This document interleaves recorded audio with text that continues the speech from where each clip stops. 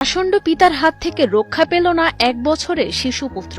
সেনাবাহিনীর চাকরি থেকে 2 মাসের ছুটিতে বাড়ি এসে জামাকাপড় কিনে দেওয়ার কথা বলে স্ত্রী ও 1 বছরের শিশুপুত্রকে হোটেলে নিয়ে নির্মমভাবে হত্যা করেছে সেনা সদস্য আজিজুল হক।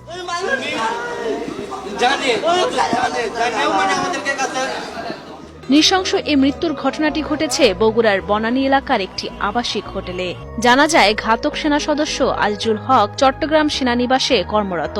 2 মাসের ছুটিতে স্ত্রী আশামণি ও 1 বছরের শিশুপুত্র আব্দুল্লাহ আল রাফিকে নিয়ে নিজ বাড়ি বগুড়ার ধুনট উপজেলায় আসেন তিনি। এরপর শনিবার বিকেলে স্ত্রী সন্তানকে জামাকাপড় কিনে দিতে তাদের নিয়ে মার্কেটে যান আজিজুল। রাত 10:30টার দিকে আশামণির বাবার কাছে গিয়ে আজিজুল জানান, ছেলেসহ আশামণিকে বাড়িতে পাঠিয়ে নিজের চিকিৎসা করাতে গিয়েছিলেন তিনি। কিন্তু প্রায় 3 ঘন্টা পার হলেও বাড়ি ফেরেনি আশামণি। এরপর রাতভর আশামণির বাড়ির লোকজন সহ আজিজুল নিজেও বিভিন্ন স্থানে খোঁজ করেন স্ত্রী আর সন্তানের।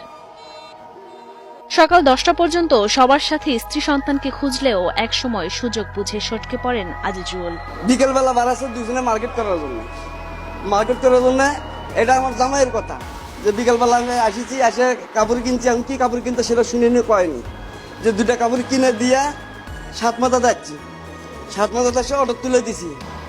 অটো তুলে দেওয়ার পরে আমি বললাম যে তুমি বাসায় যাও, আর আমি ঠনঠনিয়ার ডক্টর ক্লিনিকে যাবো, যে আমার শরীর সমস্যা লাগতেছে, আমি ওটি শরীর পরীক্ষা করবো, তারই সিরিয়াল দেবো দিয়ে আমি বাসায় আসতেছি। এটা 8টার ঘটনা। আর ওই জামাই আমার দোকানে গেছে চলে 10:30।